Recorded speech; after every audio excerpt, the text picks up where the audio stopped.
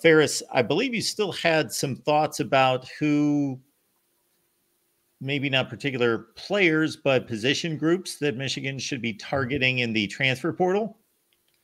Yeah. So, I mean, we talked about quarterback, you know, from a scoring perspective, you know, I've kind of scored, you know, players who've left, players and the experience that players have now. At the bottom of the list on offense is quarterback. You know, I don't think Michigan should get a transfer quarterback, but I'm just telling you what the numbers say.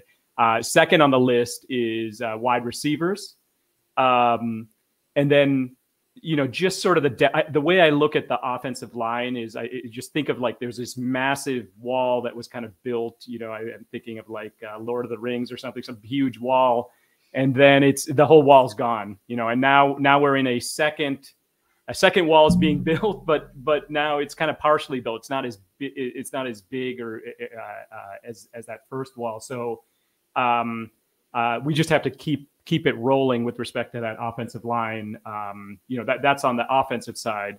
On the defensive side, we're probably, I mean, it's Mike Sanistril is who I would say is the biggest loss that we had, even with Rod Moore leaving.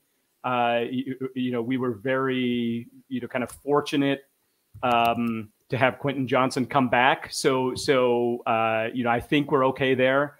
That middle linebacker, the Jashawn Barnum, it was great to hear that he's doing well, because that's the other position that I'd have a question mark about and say, hey, we probably need to do something about that position there. TJ, did you mention anything about Jair Hill? And I didn't, but there is some intel in terms of the cornerback 2 position with Jair Hill and DJ Waller.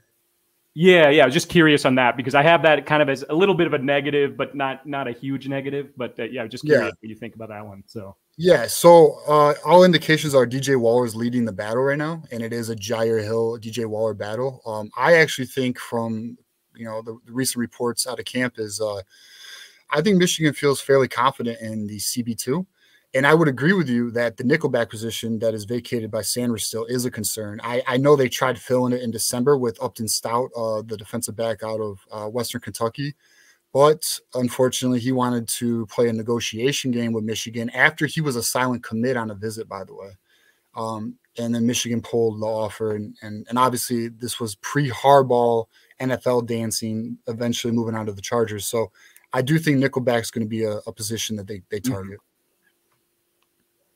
But touching on some of the other positions, and I actually have a question for you on maybe, you know, how you're drawing your positions of strength and weakness. Yeah, sure, yeah. But you know, in terms of like wide receiver, no question, we need a wide receiver X. We need a receiver above 6'2". We just don't have that in the you know, the current arsenal of our wide receivers. We have a lot of Y types and Z types.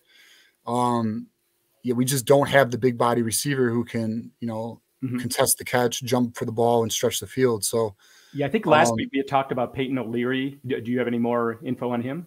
I don't have any info on him, but he would fit that archetype, right? I mean, he's that type, but is he ready? I don't know. We'll find out in spring ball, or maybe if more news leaks, or if the offense can get in rhythm and we can get more wide receiver intel, because I'm sure there's just not a lot of it right now the way the defense is playing.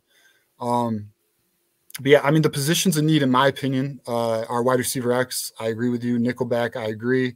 And I would have said safety with the Rod Moore injury, which sucks. It still bothers me, you know. It just it makes me feel so dirty.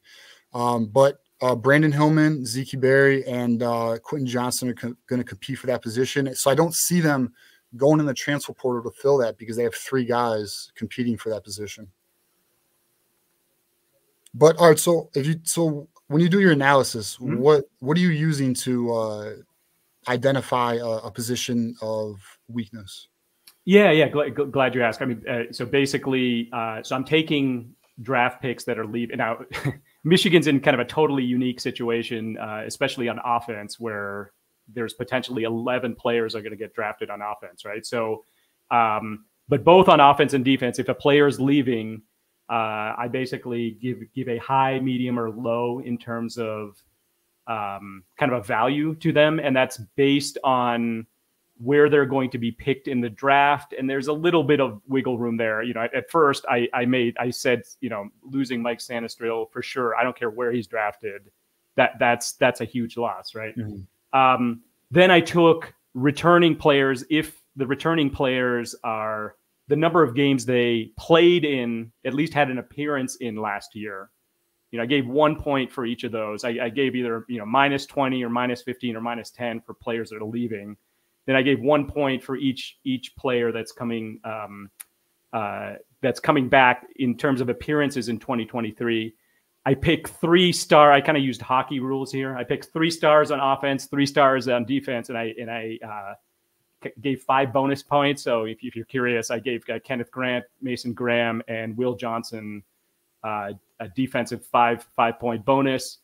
And then on, let me get my offense. My offense, I gave Samaj Morgan, Colston Loveland, and Donovan Edwards 5 bonus points for that, for being stars.